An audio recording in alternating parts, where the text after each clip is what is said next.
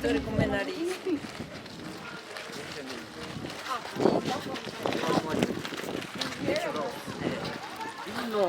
twabavumbuye muhagaze ahantu muri kariya karere warahahera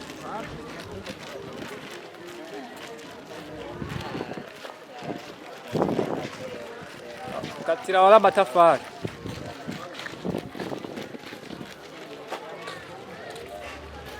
garagaro igikorwa nk'iki arabibaza ati uburyo twabutanze ari igihe budashika shaka batubwirire ko twamaze gushika yego bamaze gushika no kuri nabashimiye cyane rwose yego bose imvuye ku mutima bamaze gushika nabibonye ni jewe nyene ije bune twari twavuganye mugabo urabona ko bigoye bagasubira kugaruka n'uyu nyene nta wundi ni jewe twarashize ku mbuga ngurukana umenyi umupfakazi cyangwa umumama afite ikibazo cya kanseri ndetse n'uburyo bwo kubaho bimugora turi hano rero nk'abaje kumushigikira mu bihe nk'ibyo na cyane cyane kumwereka ko atari wenyene icyo dofise hamana rigira mbaze mama wacu umuvyeyi wacu arwaye kuko yaragize ibibazo n'ibyo turavyumva ni ibintu nyene birababaje bigushitseko mu gihe nk'ico bumenga uri wenyene bumenga nta muntu yo guseruka ko ukacubona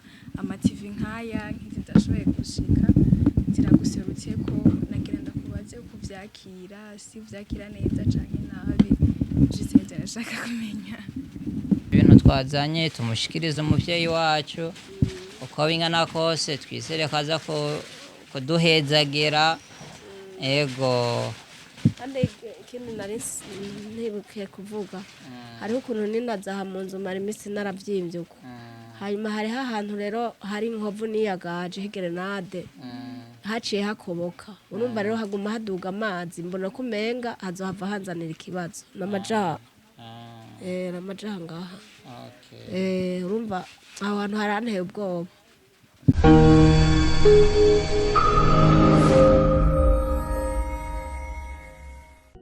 turi kumwe na Lisa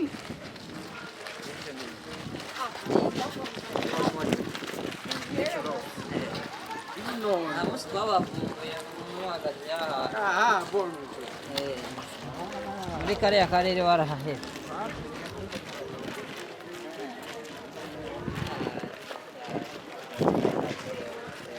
katira wala matafari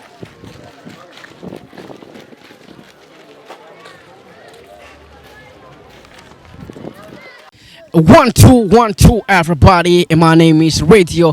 This is MIJO Talent TV. We come back again. Yes, twagarutse rero hamwe tukubwira byinshi muri entertainment, hamwe tukuzanira aba hitmaker kuri micro ya MIJO Talent TV. Right now rero twatembereye ahantu twagiye ku rugo rumwe muri quartier imwe, twagiye kuraba umwigeme cyangwa se mama w'abana yitwa Odeta. Ariko rero novuga yuko hari video yatambutse kuri MIJO Talent TV n'umumama novuga yuko akitswe n'ingwara agwaye ameze nabi ariko arasaba ubufasha nimba office umutima wo gufasha agira icyo ufashije kuko bavuga ati fasha nawe warafashijwe. Uno musi rero twatembereye kugo rugo kugira tumusire bimwe tumaze kuronka mu byo mwatanze nicyo twamushira no musi twamaze kugera abangaha nyene ni mu rupango mubona ngani nga imbere twamaze kuwashika nka MIJO Talent TV tugire twinjire indani kugira tumuhereze ivyo mwashoboye gutanga ivyo washoboye gutanga wewe ariko ubufasha bwawe burakenewe kugira ngo ashobore kuvuzwa akeneye amafaranga menshi kugira avuzwe. Fasha nawe warafashijwe. Yes ure nawe rero urabona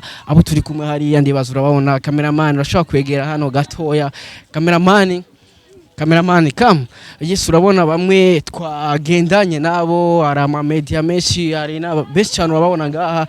Yes cameraman egera hano kwaza bite ni mo turameze neza turameze neza wana akana kabakita bahasha mu bisa yego ameze neza tumeze neza cyane. Yes nkuko nababwiye rero twaje kumuhana twaje kugira ngo dutange bimwe bimaze kuboneka ariko ndabwira ati ubufasha bwawe buracyakenewe nimba ufise gira icyo utanze uko fasha nawe warafashe ko bavuga yego cyane yego nawe babwira ati fashwa nawe warafashe fashwa nawe uzofasha tukiri ngaho nyene rero shaka kutubwire nawe muri market uje mu biki bimeze gute.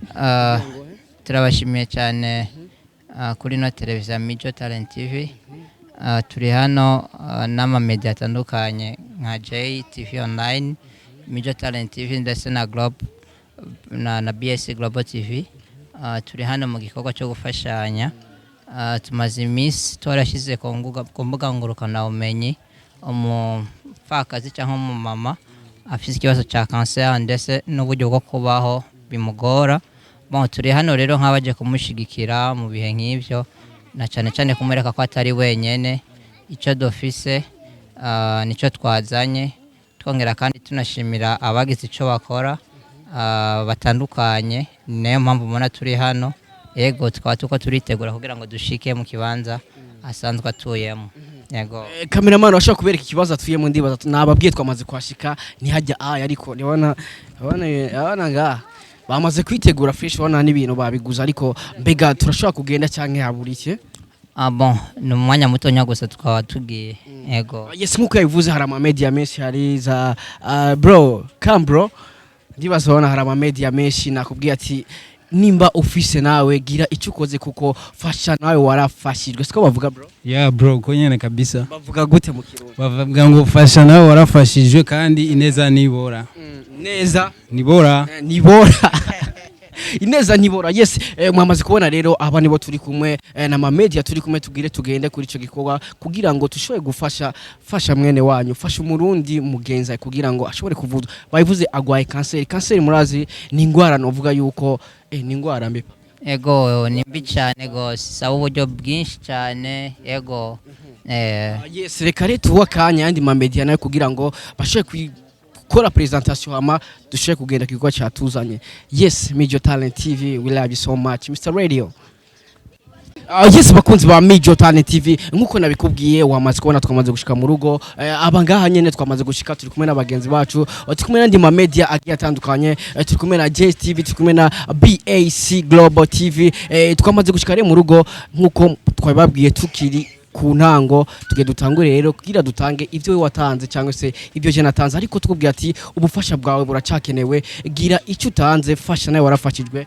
Yes, turashobora gutangura rero, bimeze gute? Ego turashobora gutangura kandi twamaze gushika. Ego nibaza umuryango n'uyu nkuko mwayibonye.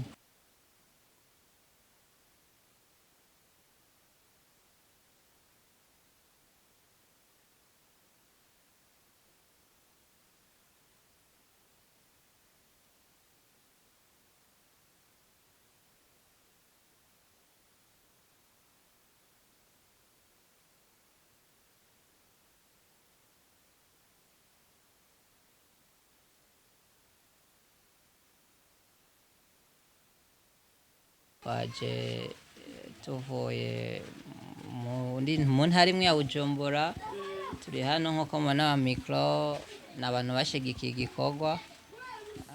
Harimo MIJO Talent TV yabakoresheje ikiganiro bwa mbere, harimo J TV online, hariho na BAC Global TV ndetse na fondation yitwa Dreams of Change Foundation isanzwe ikora ibikorwa nk'ibi mu gushigikira abantu bafite ibibazo bitandukanye.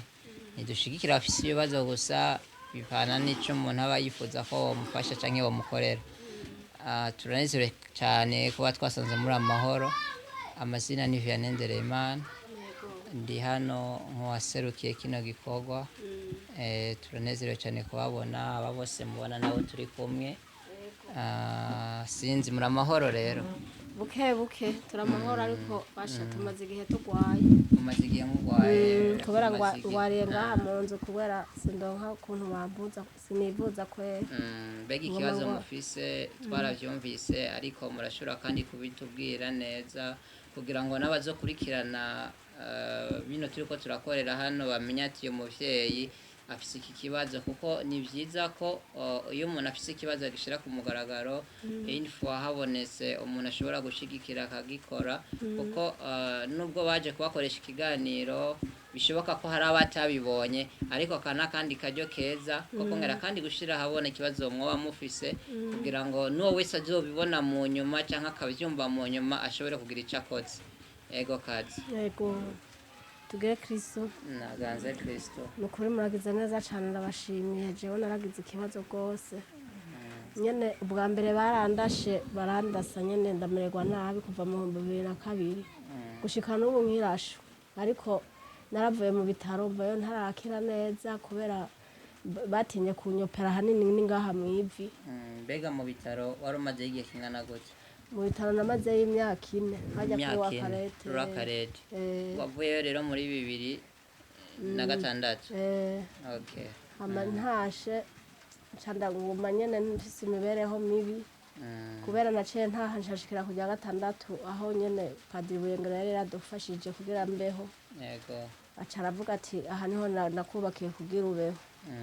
Hanyuma rero nicaye hajyaye nyene haruguru ya paruwasi baca barahanyimura kwera bahanyimuye baca banza nino aho bakwimuye ryari mu mucuka mwaka ndahamaze imyaka 3 hanyuma nshitse ngaha rero cyangwa mfise ibibazo gose kubera nacenza kuba ahantu ntamenyereye ahaya basha aha n'imipanga yaraje.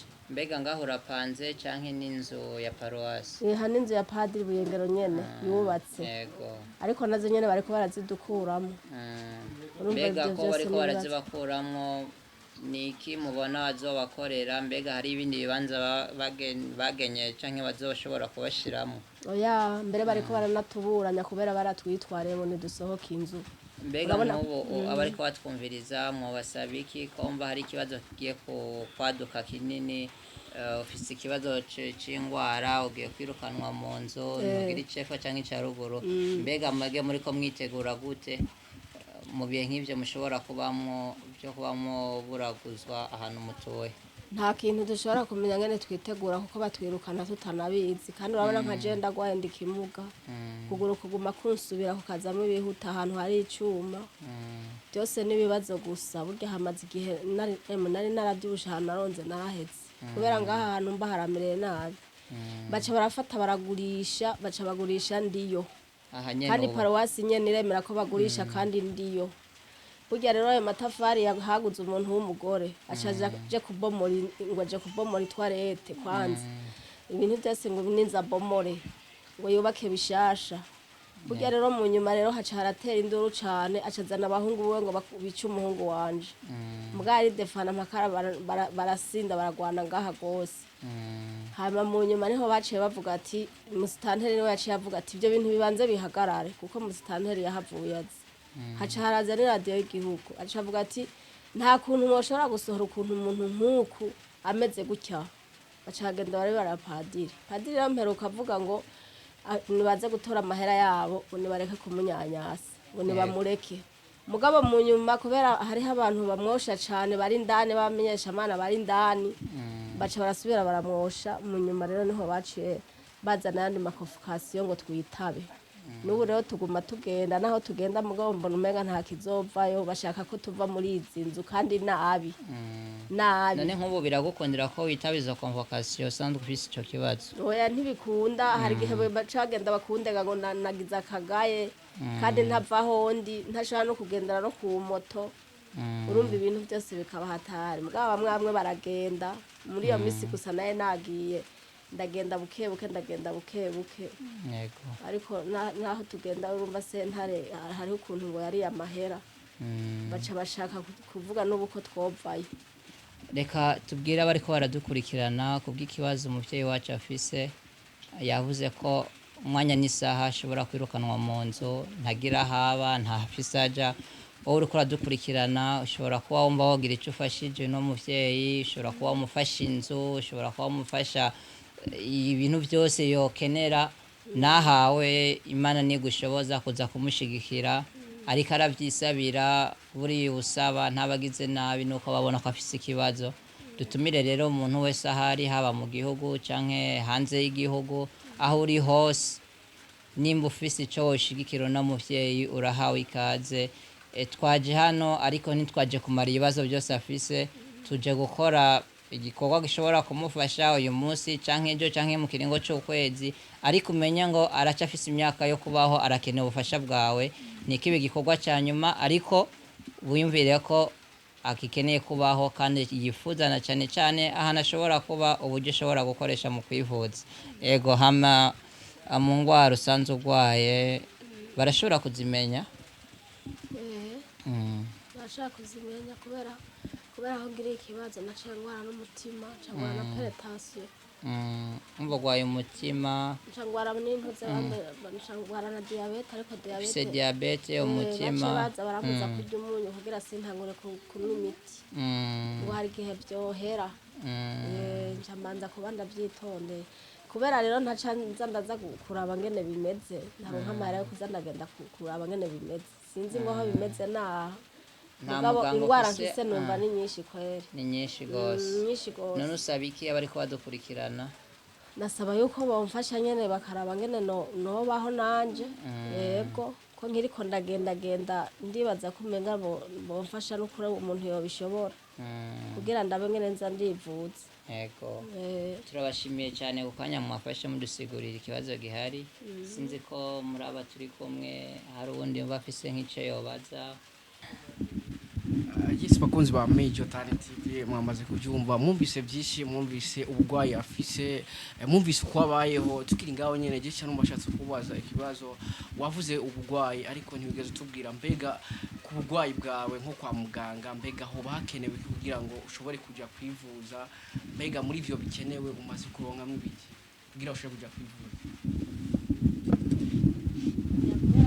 Igihe mbire mu bitaro sindaronka ngene nivuza kubera ko ataburyo bw'amahera ataburyo bw'amahera mfise kubera sindaronka ukuntu nsubira kwivuza neza.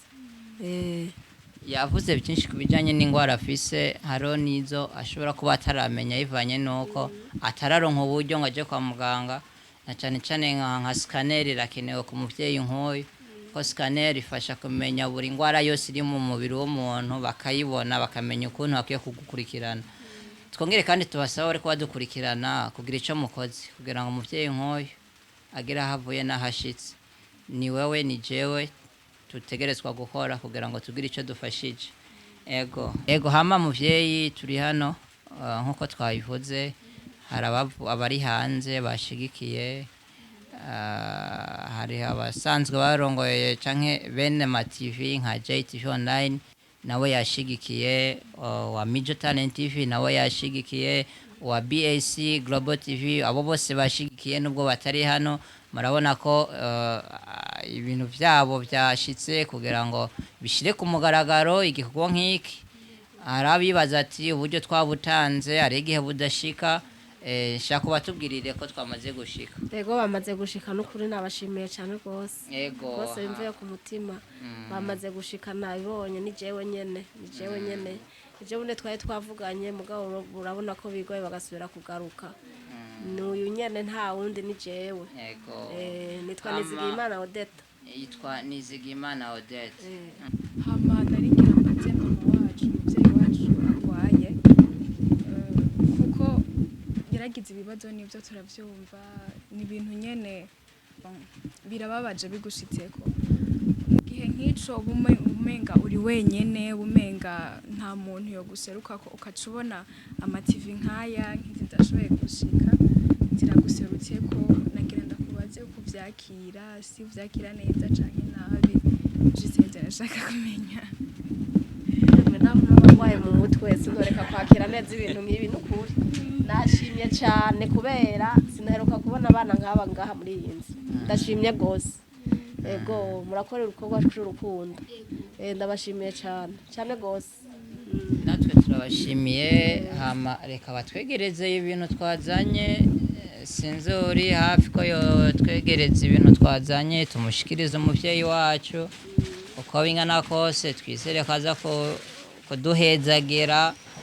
Ego kandi ikindi nari ntibukiye kuvuga, hariho ukuntu ninazaha mu nzu mara iminsi naravyimbye uko, hanyuma hariho ahantu rero hari inkovu niyagaje h'igerenade haciye hakoboka, urumva rero haguma haduga amazi, mbona ko umenga hazohava hanzanira ikibazo n'amajaha n'amajaha ngaha. Urumva aho hantu haranteye ubwoba. Naho urumva bisaba uburyo kugira ngo ushobore kwivuza. Mbega baba barakubwiye uburyo busaba kugira ngo ushobore kwivuza? Nk'abaganga muba mwarayazi bakakubwira nk'uburyo bisaba? urumva hariho ukuntu ngiye mu radio mpora ntanga nk'ibihumbi nka 30 mugabo kubera hari ukuntu baca bavuga ngo banyopere ugasha usanga ni ibihumbi 300 nyene nkacanja no mu bitaro hose urumva baba bariko baramvura hari igihe mbere muranja no mu bitaro nk'ivyo vyabonetse wahora mfasha urumva ubu ntakifasha yari umuntu w'umupadiri kubera ni mu bariko baratwirukana mugabo rero hanini nkacamura rero hari igihe rero ndi no mu bitaro mbura n'amahera y'imiti nkazorina nkatacamwe hari igihe mpora no gufungwa mfunga. Mbega iyo miti bakwandikira ibisanzwe gugwa ngahe? Hariho gugwa 30, hariho gugwa 20 imiti y'uku kuguru kwarasinzikaye cyane. Mbega iyo miti wandikiwe kuzoyifata nko mu kiringo kingana gute? Hari igihe ndayifata nk'indwi zibiri. Indwi zibiri. Umva mu ndwi zibiri ni hafi ibihumbi 360 mu ndwi zibiri. Ndibaza bari ko badukurikirana barabyumvise umuvyeyi make yanyuma yifuza ku ndwi zibiri ni ibihumbi 400 harimo n'agatike ko kuza ari deplace agiye gutora imiti. Ego tubasabe rero tumushigikire nk'umuvyeyi wacu. Ego hama muvyeyi nino envelope ni wanyu igishigikira bino twakoze. Ego namwe murakoze.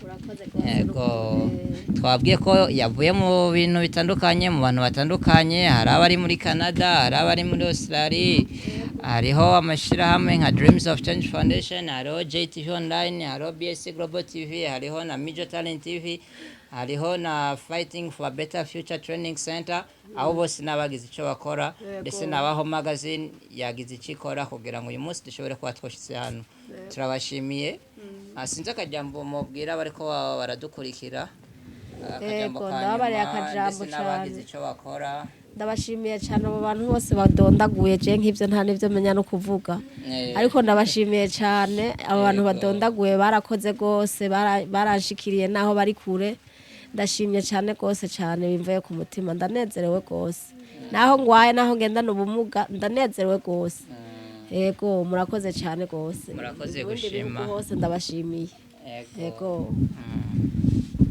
akajambo amwe mu bashefu uyu wacu agiye kubwi murakoze cyane bakunzi b'ama TV yose turi kumwe hano ze namwebwe mwashitse kugira ngo dushigikire no mu byeyi wacu ndabashimire cyane gose jewe nk'umwe mu bashoboye gushika hano ndaryohewe cyane gose cyane ubwa mbere nk'ibibona navuga ni mbega basha nzohashika gute narasenze Imana kugira ati nanjye zonshobotse kugira ngo nshobore kuba hano none namubonye umuvyeyi wanje nibaza yuko sivise vyinshi novuga ariko gusa nuko muvyeyi icambere cyoco mubeho mu kwizera ego twebwe twaje hano nta vyinshi twobaha kugira ngo kumbure banezere cyane ariko ndabasaba ikintu kimwe gusa mushime kwanza uwo mutima wabikoze kubera yuko twe nitwozana vyinshi n'ubwo miliyoni gute ariko duke twazanye twavuye ku mutima kandi nibaza yuko uko turi kose muradushima kandi turabashimiye cyane ingene namwe mwatwakiranye ugweze nubwo mugwaye mwabonye bakunzi ba MIJO Talent TV yihanganye guma twenga urumva yarabonyenze kubona yuko nubwo ibibazo bihari tubaho nyine mu kwizera yuko Imana izoca inzira nuko murakoze cyane rero byari ibyo murakoze nashaka rero abashefu bacu bamushikiriza ibintu bamuzani ego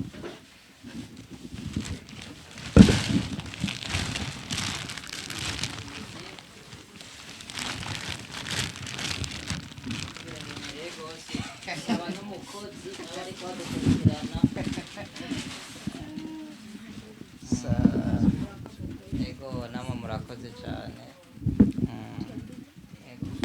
yes bakunzi ba JTV Online turabashimiye cyane abakunzi ba Global TV turabashimiye cyane abakunzi ba MIJO Talent TV turabashimiye cyane turashoboye mu kiganiro cyacu giherenga nyene umuntu mwamubonye yabahaye adresse nimba bitubakundira yabahaye nimero yiwe cyangwa mukarondera uyu mupatro ngaha uyu cyangwa mukarondera cameraman ngaha ngo ataboneka akunda kunyegeza cyangwa mukarondera umudemu cyangwa mukarondera uyu mupapa murakoze cyane mudukurikirana Imana ibaheze.